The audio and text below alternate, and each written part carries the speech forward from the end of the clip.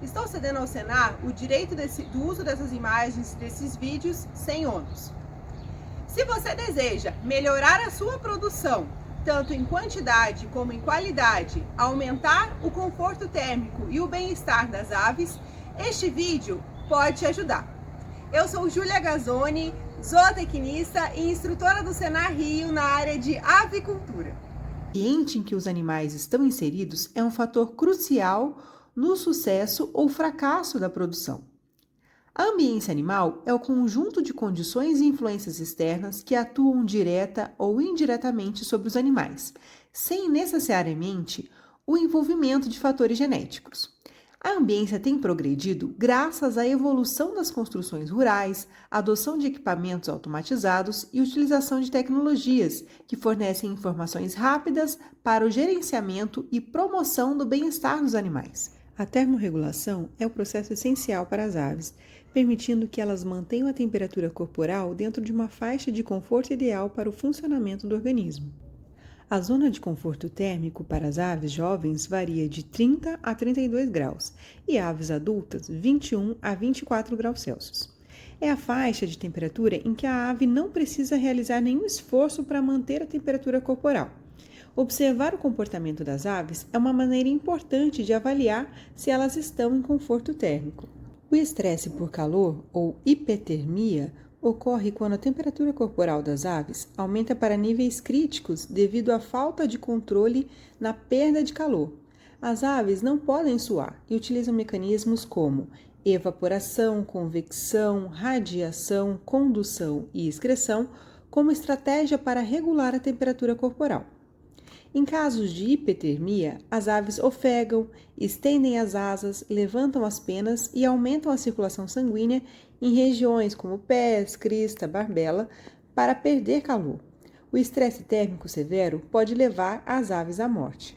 Por outro lado, o estresse pelo frio ou hipotermia, a temperatura corporal interna das aves diminui. Nesse caso, elas podem se amontoar, encolher-se e eriçar as penas para reduzir a perda de calor, conservar o calor corporal e se protegerem do frio. Durante os primeiros dias de vida, as aves jovens ainda não desenvolveram totalmente seus mecanismos reguladores de calor e dependem de fontes externas para manter a temperatura adequada. Elas necessitam de um ambiente mais aquecido, e a hipotermia também pode levar as aves à morte. O estresse térmico, tanto por calor quanto por frio, pode ter efeitos negativos na saúde, tornando as aves mais suscetíveis a doenças e no desempenho das aves, como a desuniformidade do lote e baixa conversão alimentar, aumentando assim os custos de produção. Algumas medidas podem ser tomadas para reduzir o desconforto térmico das aves, como a ventilação. A ventilação é fundamental para garantir o conforto das aves, o desempenho biológico ideal, a saúde e o bem-estar, além de controlar a temperatura, umidade e qualidade do ar nos aviários. Durante períodos de clima quente ou úmido, o objetivo da ventilação é remover o excesso de calor e fornecer o resfriamento através do efeito de resfriamento pelo vento, criando o movimento do ar e resfriamento evaporativo. Durante períodos de clima frio, o objetivo da ventilação é fornecer a troca de ar suficiente para remover o excesso de umidade e manter a qualidade do ar, mantendo ao mesmo tempo a temperatura do aviário que mantém as aves na sua zona de conforto. Existem 3 sistemas de ventilação utilizados na maioria dos aviários: a ventilação mínima, de transição e túnel. A ventilação mínima é comumente usada durante o aquecimento dos pintinhos, em períodos de clima frio ou sempre que a temperatura do aviário estiver abaixo da zona de conforto. É um processo orientado por ciclos de tempo. As entradas de ar são distribuídas uniformemente e operam de acordo com a pressão negativa, resultando em uma pressão interna menor do que a pressão externa do aviário. Essa diferença de pressão é chamada de pressão negativa. A ventilação é controlada por placas evaporativas e a entrada de ar nas laterais, os inlets. Eles trazem ar fresco do exterior do aviário e o ar frio que entra é direcionado até o topo do telhado, normalmente utilizado para remover o excesso de umidade e controlar a umidade relativa, fazer a exaustão dos gases internos, distribuir o calor, além de movimentar o ar ao nível das aves.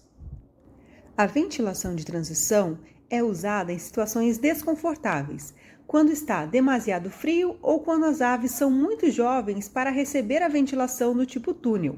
A principal função é remover o excesso de calor. Ela introduz um grande volume de ar fresco de fora. As entradas de ar são operadas de acordo com a pressão negativa e o ar é direcionado até o topo do telhado. O aquecimento é utilizado para manter a temperatura ambiental e da cama constante para as aves jovens.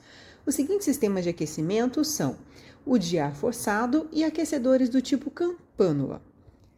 As campânulas são a fonte de calor principal e os aquecedores são complementos de aquecimento no clima frio.